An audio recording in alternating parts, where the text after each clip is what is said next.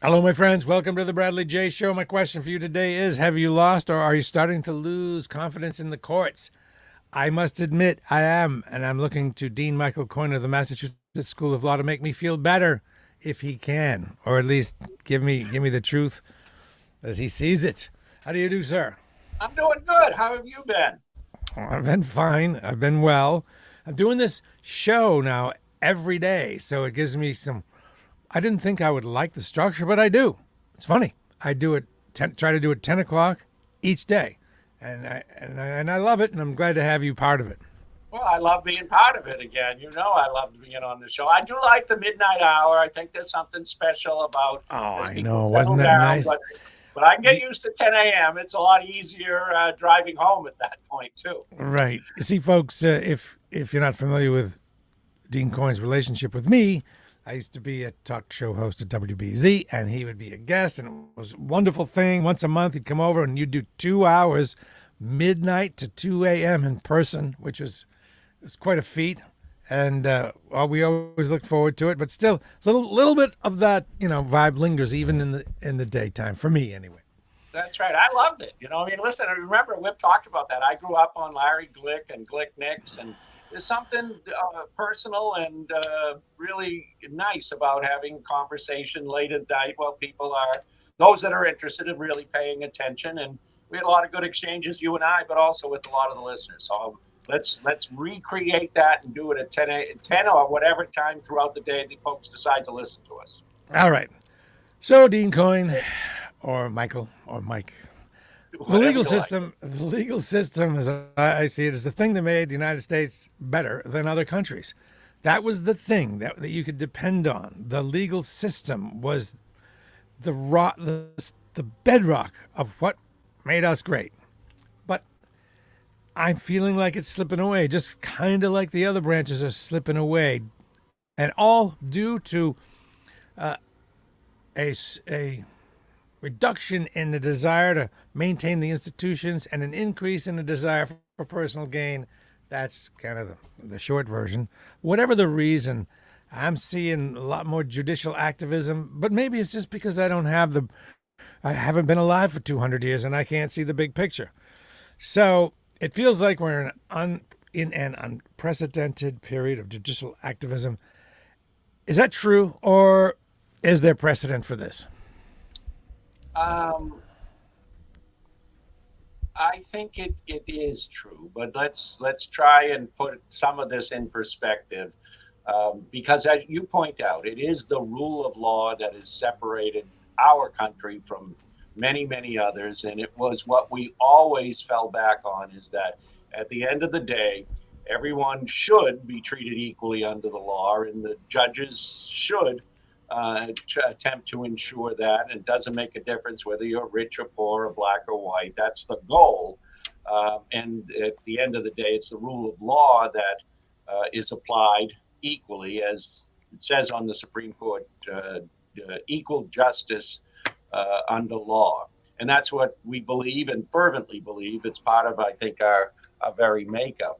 The problem is, and you're not the only one to question this. And frankly, if you look at the polls and the like now, 60% are worried, disfavor the Supreme Court's actions, don't have confidence in what they're doing, and it's somewhere in the 40s percent that approve of it at this point.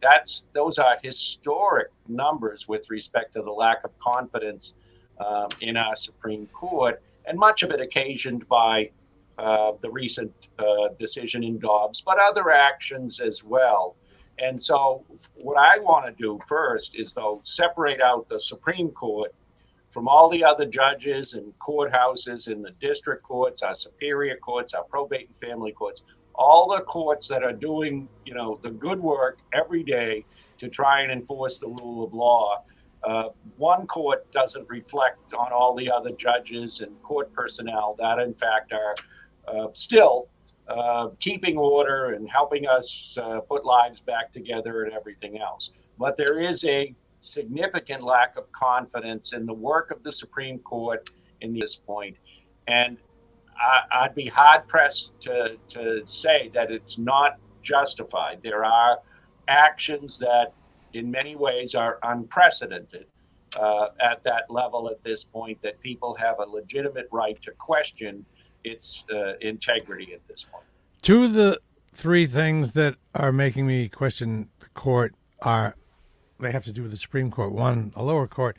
The three things for me are the perceived incompetence and bias of Aileen Cannon. That's the non-Supreme Court one. The perceived conflict between, with Clarence Thomas and his wife. A side question would be, is there any way your wife, if she were that activist, would not be an influence on you? That's crazy to believe. And then in Supreme Court justice hearings, how you can say one thing and then end up acting and ruling in another way. Now, are those hearings under oath? Yes, they generally are. The testimony is taken under oath. And you've raised a number of legitimate points. Why don't we address the last two first? Or I'll address the first one first, actually. All right. You're from when the world was flat, we have had some incompetent judges. The fact that we disagree with Cannon's decisions don't necessitate removal. She could just be plain incompetent and not necessarily biased, or history may prove that the courts and the rule of law agrees with her. I don't think that's the case. I don't think virtually anyone who's taken a good look at the case before her believes that she should be making the orders she has been making under the law. It does appear that she has a favoritism, if you don't like the word bias, and therefore she can't look at the case objectively. And most judges under those circumstances, if in fact that was the case, would recuse themselves and allow someone to take over. Didn't the way she write things show that she really wasn't a good judge, even procedurally, the things she wrote? I don't think it means she's not a good judge. Because I think what you mean by that is she's not knowledgeable, she's not sufficiently skilled. And I think she is. If one looks at her educational background, if one looks at her accomplishments prior to the bench, we're not saying she's Justice Holmes, that she's got this impeccable background and well deserving of being on the bench. But the president who wins the election does have the right to make judicial appointments, and he made this one. And he made an awful lot of other ones that people question how credentials and qualified they are. She happens to be one of these that people legitimately question. The problem is removing a federal judge is ridiculously hard. Even asking them to recuse themselves from the case, the way the process works is that motion first has to be made to the judge saying, you've got a bias here. You can't look at things objectively. Most people confronted with such a challenge, their immediate reaction is to recoil from that and say, no, that's not true, and then justify it. So removing any judge, but especially a federal judge, from sitting on a case is very, very difficult, and that's not likely to happen if she chose herself to step back. But a lot of her rulings seem to indicate that she is not the type likely to walk away from this. So okay. I think hers we've got to put off to the side a little bit, because I don't think we're going to see a change unless, as the Court of Appeals, which has now expedited that whole appellate issue, if the Court of Appeals says, you know what, we're just going to reassign this because the judge has made some mistakes and it's easier just to get back on the same track. They could try and save face and do something like that. It's highly, highly unlikely. Okay. So let's look at the Supreme Court problem. All right. This is where their integrity has taken a big hit. And I want to take a step back, because you and I talked about this years ago. I was at a seminar up in Maine with a number of the judges from the Supreme Court and the First Circuit, and it was terrific, and it really reinforced the whole idea about the rule of law and how the lawyers and judges and the system tries its best to do good work. Justice Roberts spoke at that seminar, and what he said is that they want to read reports someday in the media that doesn't make reference to who appointed them and their political patrons and the like. That's never going to happen now. That ship has sailed because, unfortunately, politics has so affected that court that our view, and I think the public's view of it, is that they are not the neutral arbiter that most of us hoped and believed and thought that they aspired to. But now we have judges on the court who, during their confirmation hearing, at the minimum, if they didn't commit perjury, were disingenuous about their positions on things and how they would rule and how they saw things.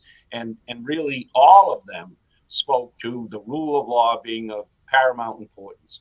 Well, if that's the case, then how do we, in one of the first cases, the new group of 3 Trump appointees here, decide to overrule Roe versus Wade, which all of them at one point or other acknowledged was longstanding precedent, and that's what our court system is based on. So the problem is we have these very public hearings where now we can't trust the words of the Supreme Court and the justices, and then we have decisions that seem to reject longstanding rule of law, which is incredibly odd. And what means is that people question whether the Supreme Court is now just another arm of the politicians as opposed to being a truly independent third branch of government. And the points you raise are well taken, because that's why we see the numbers approaching 60 or even in the 60% in some polls, that people don't trust the Supreme Court and don't trust its decisions as being not politically motivated. And then you get to Justice Thomas and his wife. It's a crazy situation, and I know some would argue, and I do not want to defend Ginny Thomas or Justice Thomas, because to me, this is an easy one where he needs to start recusing himself from these cases. And what's even more problematic is the Trump stuff that's in the 11th Circuit, the asking the Supreme Court now to intervene on an expedited basis, which they shouldn't do and I don't think are likely to do. But at least initially, Justice Thomas is responsible for being the single justice that's assigned to the 11th Circuit. So he's going to have significant say here as to how this all plays out. Likely, the full court will have to and will hear whether they should hear it on an expedited basis, and I think reject it. And I think, interestingly enough, Justice Kavanaugh will be one of the votes that reject it, because he has said in the past, more recently, that he thinks this whole process of expediting the appeal to try and play the hand of the Supreme Court is improper. And it is, by the way. The fact is, most cases take a couple years in the trial court, a couple to 3 years in the appeals court, and then maybe a year or two to get heard, if they can at all, by the Supreme Court. So you're talking about generally cases take 5, 6, maybe even longer years to get to the Supreme Court.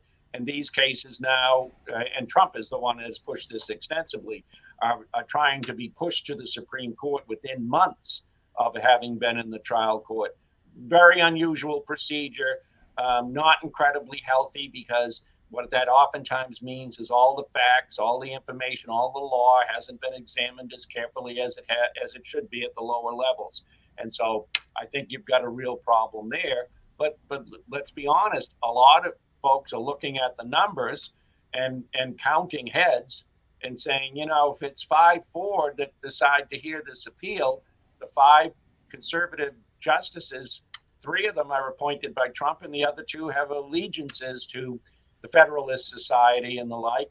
So that would be a huge mistake, in my opinion, by the court. Some argue, I think I saw Rob Reiner say it would signal the end of our democracy. It's a little hyperbolic, but But the Supreme Court has to swing back to the middle a little bit here, so to regain people's confidence that they are that third independent branch of government and not a rubber stamp for the political goals. It would be healthy for the court if Justice Thomas did, if this Mar-a-Lago thing did end up with him, if he was straight down the line, and if it is completely ridiculous, either say, we're not going to look at this, or if he played it straight, it'd be really good for the court. And so maybe that's the way he'll go. So we have but Bradley, as good as that would be, he has shown every indication that that is not the way he will play this. He will not play it completely straight. He is an ideologue, and I think you're likely to see that play out. And that gets us into crazy territory, because when we talk about removal of Supreme Court justices, that's an extraordinary step. It's an impeachment, just like we've seen in other proceedings. All right. And I do think that there's some real worry about the Thomases, the plural, and how things are going behind the scenes that may affect it. And it's really problematic. But some would argue, well, two spouses can have different goals and different plans and different professional careers without one influencing the other improperly. True, but does the appearance I think it's incumbent upon the court to remove any appearance of impropriety. You're absolutely right. They owe that to the court. You're absolutely right, and that's what we talk about a lot in our lawyers' codes of ethics and the judicial code of ethics. Is it's not necessarily that you're doing something improper. It's that there shouldn't be an appearance of impropriety, because there's always going to be people that question the decisions, question the application of the rule of law. But they have to have trust and faith in the system, in the courts themselves. And the Thomas's situation is significantly undermining the people's trust in the courts, and that should be problematic to Thomas. I can guarantee you it's problematic to Chief Justice Roberts, because this was something vitally important to him, as he talked about the integrity of the court and how people viewed the court. And I had always thought that he would, during his tenure, he would keep the court mindful, and the justices mindful of their place in the government and the respect that it needed to have in order for people to take its decisions appropriately. And I don't think that that's where we're at right now. All right, we have a viewer, Stephen Duck, who raises a really important question, and his attitude is part of the problem, actually. Or it's. Let me answer it, and you answer it after me. Sure. Who doesn't have a bias? Supreme Court or any person? Right. True. However, it is your duty to suppress that and even go against your bias if you follow the law and the law dictates you do that. It seems as though less and less justices do attempt to suppress their bias and follow the law. There you go. Now your turn. First of all, I agree with the basic sentiment. A lot of times when I talk to my students, they say, people don't like bias. So most people would actually reject that they have a bias, even though that's not true. But most of us all recognize that we favor certain things, right? I like strawberry ice cream. Some people like vanilla. Some people like chocolate. But we favor certain things. I can't believe you like strawberry ice cream. Oh, I love strawberry ice cream. All those little all those seeds. I love those seeds especially.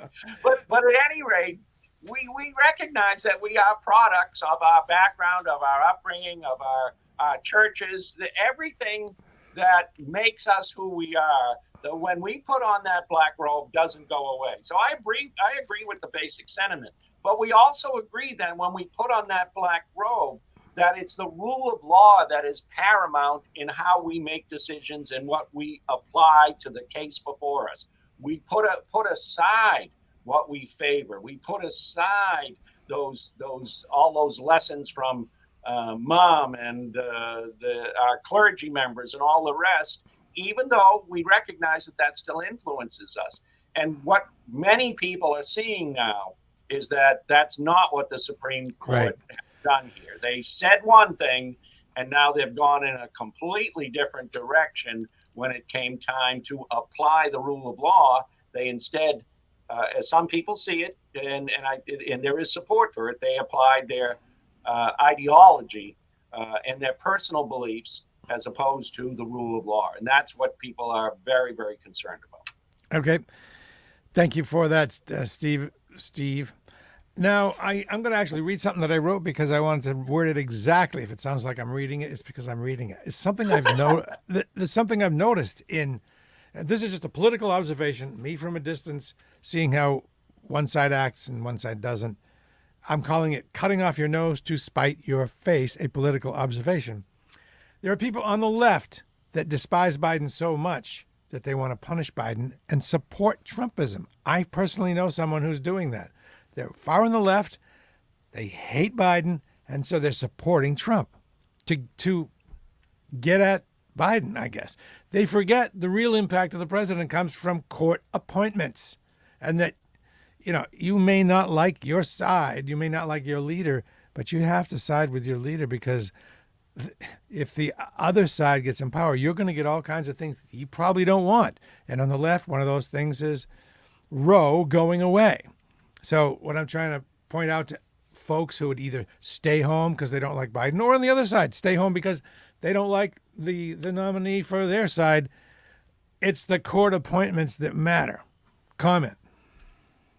I don't disagree at all. I mean, the fact is extremism on both sides has created the climate we're presently in. And the fact is that this wasn't always the way it worked. I think our parties work, society works best when people can, in fact, meet in the middle on what they agree on, and leave a lot of this extremism to the side, because it's not productive. We're never going to change some people's minds. And what you've got, and no one is perfect. So what you've got to look at is, what is best ultimately at the end of the day. Because I look at some of these races around us and these extreme candidates, and it's exactly what you've said. You're biting your nose off to spite your face. The fact is, if you had in your primaries and the like moved more to the middle, moved more to try to develop a consensus, you'd have more of an electable candidate and likely more progress as a society generally working together. But that's not really where a lot of people are at these days. They are on the extreme position of one or the other, and that doesn't bode well for our being able to move forward and to make progress and to find out what we agree on. Focus on what unites us, not what divides us, would make a lot more sense, it seems to me. This purity testing seems to happen more on one side than the other. The right seems to get, look, we don't like the way you smell, but we're voting for you because we get that court appointments are important, and we have certain things that are important to us, and we're going to let you slide on this other stuff. Whereas the Democrats don't seem to do that. They're shooting themselves in the foot with their purity testing. There you go. What else is on the docket coming up for the Supreme Court? There are other important things. For example, voting related things. Rights. Yeah, the voting rights stuff was heard the other day. And so that is what people are worried about now is this court going to swing further to the right, or are they going to come back to the center? Historically, what generally happens is it's a pendulum. So, and right now we're pretty much swung pretty far to one side. The question is, are they going to find that the middle is a much safer place, both from the standpoint of how people will view the court, as well as the historic protection of the rights and the like? We don't know that answer. And some argue that, well, how did this court get to be where they are? How did Kavanaugh get appointed? And who paid for all his debts to evaporate in the hearing stage? Does he owe the Koch brothers or others? And what about Justice Barrett? We really don't know whether these folks ultimately long-term want to work more to the middle or want to be as conservative as some of their patrons suggest they are.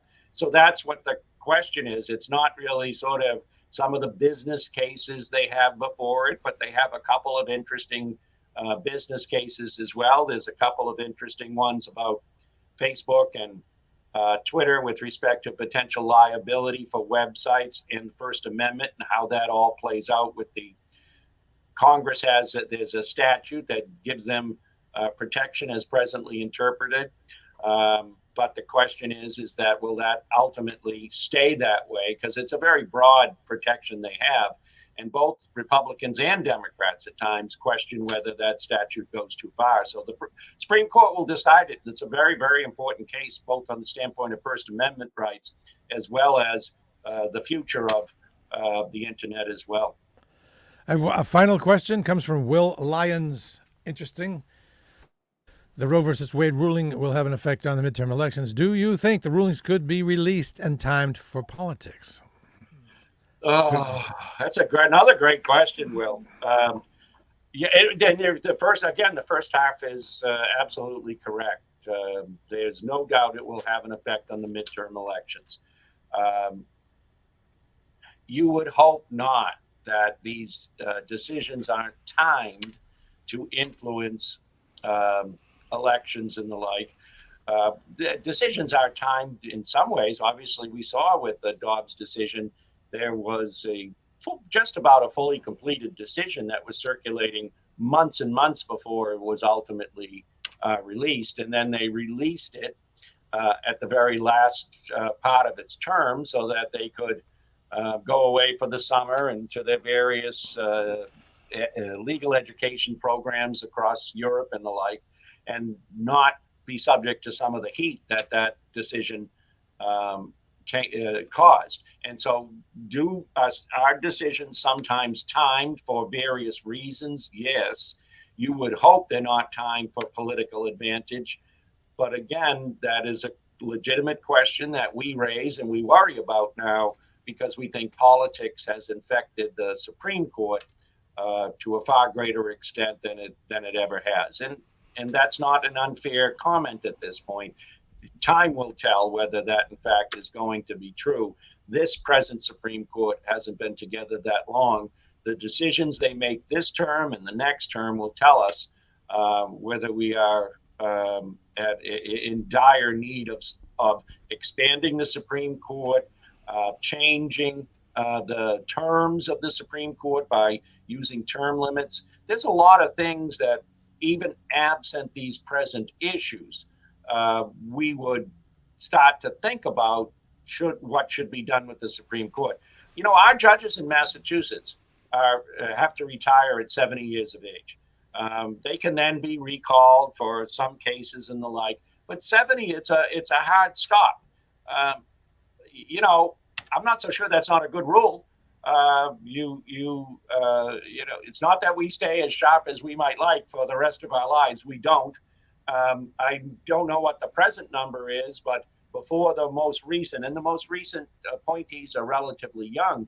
But at one point, the average age before these appointees was like 72 or 73 years old. Justice Breyer at one point was the youngest judge on the Supreme Court. I would bet now, even with Kavanaugh and Barrett relatively young, you're still well into your 60s for the average age. And so term limits are a good idea. The other part of this that people have talked about is when the number was 9, we had 9 circuits across the United States. Trial courts exist throughout the United States, but the appeals from those courts go to the Circuit Court of Appeals. And they're 9 in number, and they go counterclockwise, rising from east to west as you go in number. Well, now there are 13 circuits. Should the court reflect the number of circuits like historically it had when we adopted the idea of 9? How does it work? Do some of those justices have to cover more than one circuit? Yeah, exactly. Because, at one point, that's why it was 9. Each judge had a circuit to cover for what we call single justice appeals. So that judge would be the person that if someone wanted to take an expedited appeal on, they would present the papers to the judge responses, Supreme Court judge responsible for that circuit.